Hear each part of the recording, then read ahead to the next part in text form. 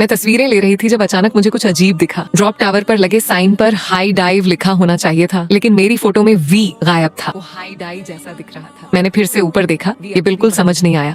तभी मेरे दोस्त आ गए। हम रोलर कोस्टर पर चढ़ने ही वाले थे कि तेज हवा का एक झोंका मेरे चेहरे से टकराया। मैंने पटरियों की तरफ नजर डाली और तुरंत मुझे लगा कि कुछ गड़बड़ है। प्रवेश द्वार पर एक डरावनी चेतावनी लिखी थी, एक बार इस गेट से गुजरे तो सीधे मौत की ओर जाओगे। मैंने इधर उधर देखा तो ऊपर कुछ डीले बोल्ट नजर आए। बुरा एहसास और गहरा होता जा रहा था, लेकिन किसी को कोई फर्क नहीं पड़ रहा था। माहौल खराब न करने की सोचकर मैं भी सवार हो गई और आखिरी पंक्ति में बैठ गई। मेरा बॉयफ्रेंड जेसन सबसे आगे बैठा। सेफ्टी बार खींचने के बाद मुझे थोड़ा सुकून मिला। मुझे नहीं पता था कि ऊपर हाइड्रोलिक लाइन से रिसाव हो रहा था। मैंने कैमरा निकाला, लेकिन ऑपरेटर ने रोक दिया।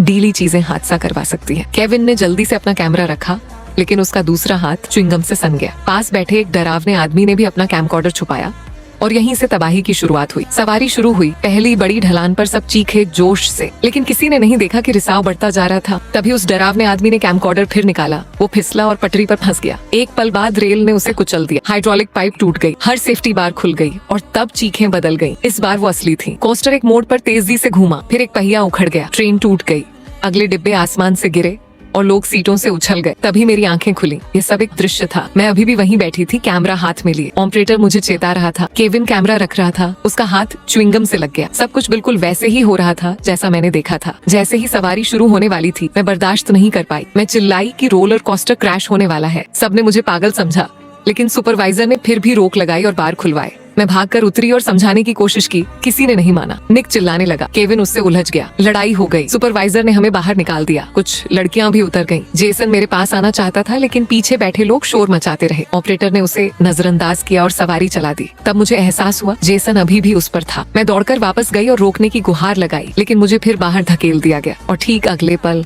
वो हादसा सच में